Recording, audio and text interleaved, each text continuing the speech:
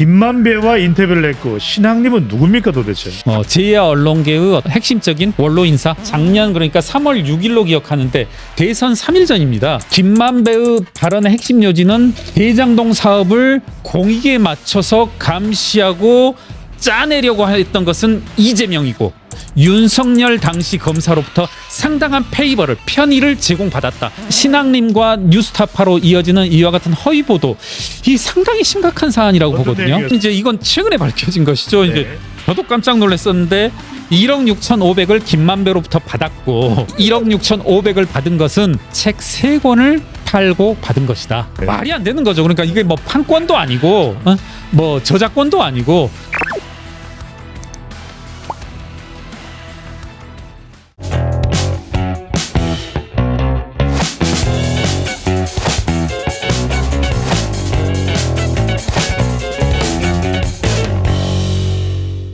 자, 여기서 또 하나 중요한 것이 바로 김만배입니다. 자, 김만배의 이 허위 인터뷰 뒷돈 의혹이 나오고 있는데, 자, 전 민주노총입니까? 언론노조 노조위원장입니까? 그렇습니다. 예, 언론노조 위원장입니다. 예. 신학님이라는 사람이 김만배와 인터뷰를 했고 신학님은 누굽니까 도대체?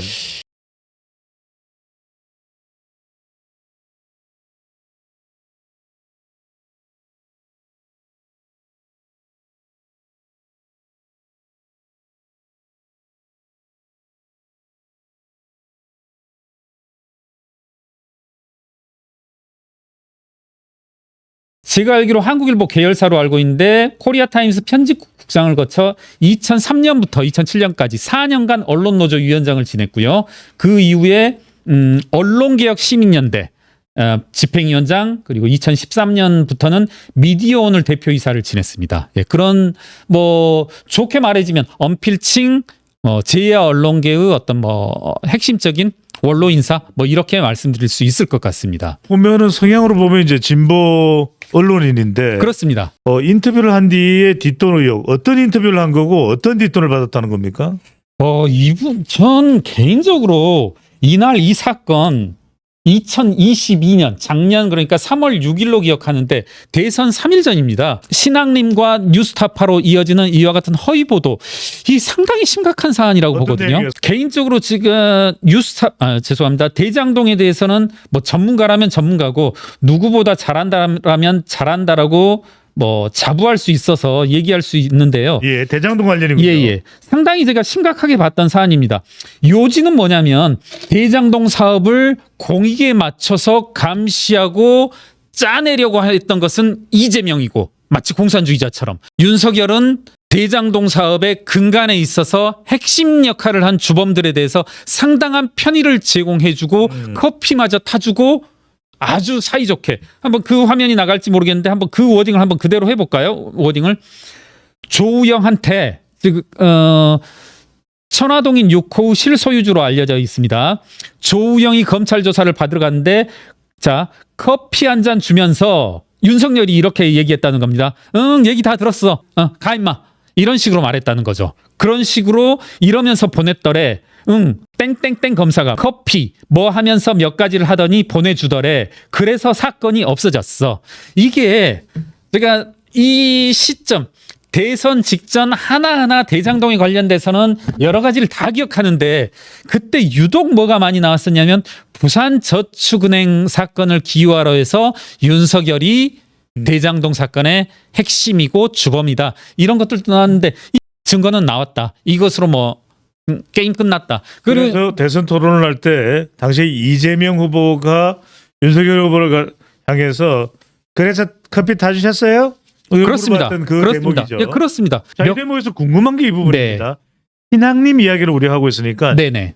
신학님은 왜 뉴스타파에서 김만배를 인터뷰하는 것인데 왜 신학님이 담당을 했고 그리고 사실 인터뷰라는 것은 인터뷰를 하는 사람과 인터뷰를 받는 사람 사이에 금전 거래에 있어서는 안 되는 것인데 그렇습니다. 얼마나 많은 돈이 금전 거래로 오고 갔다는 이야기인가요? 이게요.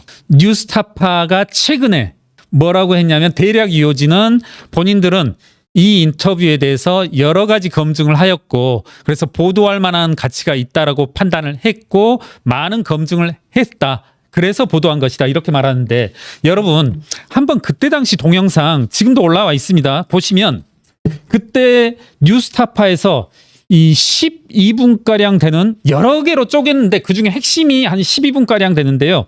대장동 사건의 핵심 인물 김만배 씨가 한 지인과 나눈 음성 파일을 뉴스타파가 입수했습니다.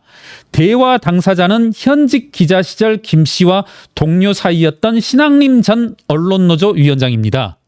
시청자 여러분한테 여쭤볼게요. 여기에서 이 한 지인이라고 표현한 이 신앙림 씨를 뉴스타파 직원이라고 알 수 있을까요?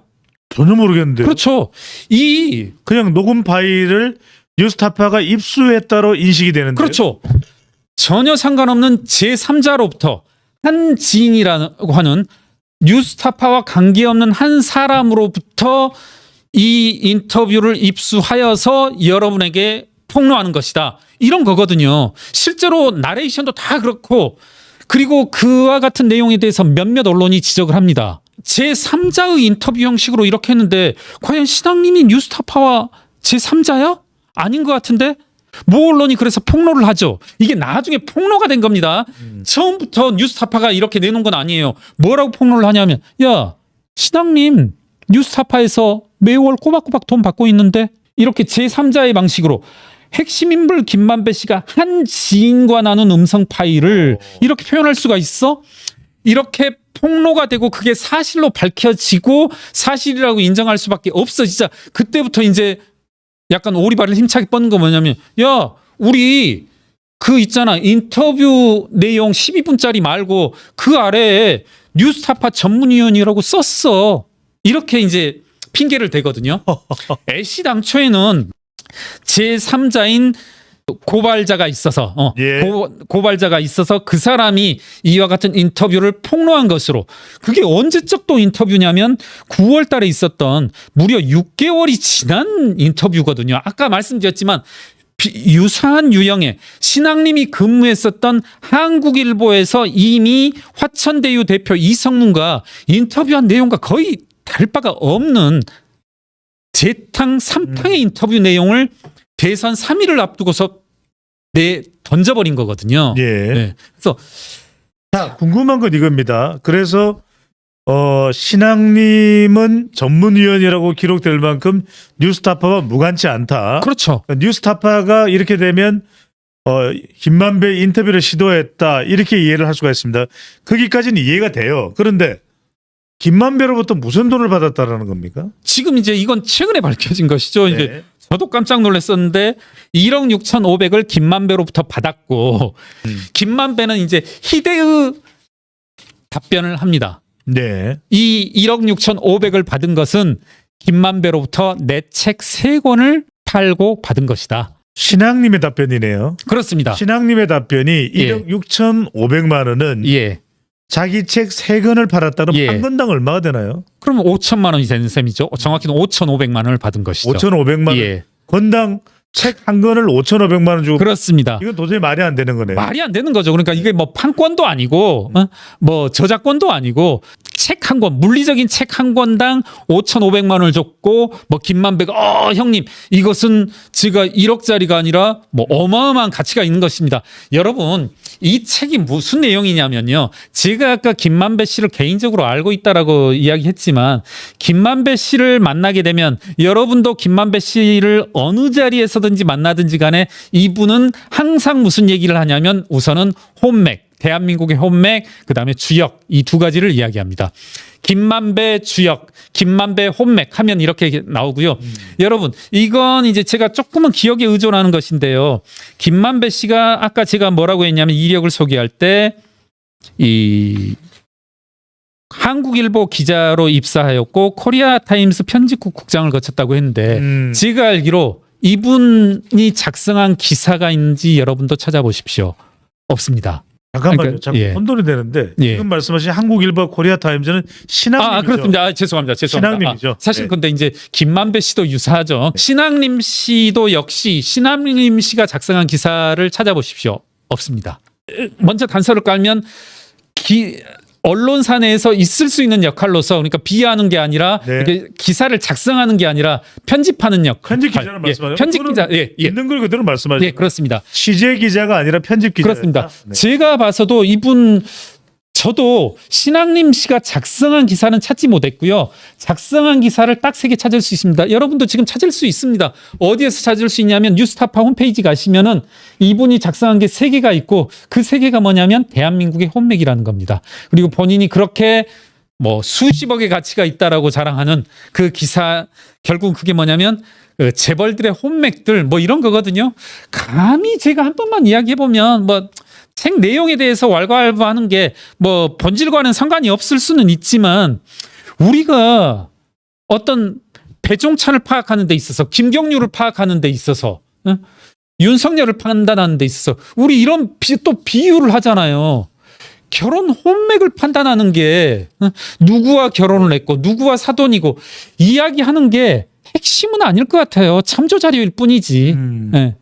뭐 그거에 대해서 뭐 상당한 자랑을 하고 그게 그렇고 그리고 1급 정보이고 비밀 정보인가 하면 뭐 그런 것 같지도 않고요. 뭐 이 정도로만 마치겠습니다. 뭐 김만배 씨의 역할에 대해선. 네. 저는 이게 좀 상당히 심각한 사안이고 상당히 뭐랄까요? 중대한 사안으로 중대하네요. 받아들여져야 한다. 대선 투표가 있기 3일 전에 허위 인터뷰 기사를 작성을 했다는 것이죠. 그렇죠. 그리고 이것도 그냥 허위 인터뷰면 김만배가 잘못된 허위 내용을 발언했기 때문에 그것을 그냥 보도했을 뿐이다라고 할 수도 있는데 1억 6,500만 원이라는 돈을 받은 것이네요. 맞습니다. 예. 그리고 이건 도저히 지금 해명이 거의 불가능한 상태고 예. 전 언론노조 위원장입니다. 신앙님의 1억 6,500만 원 과연 어떻게 밝혀질까요?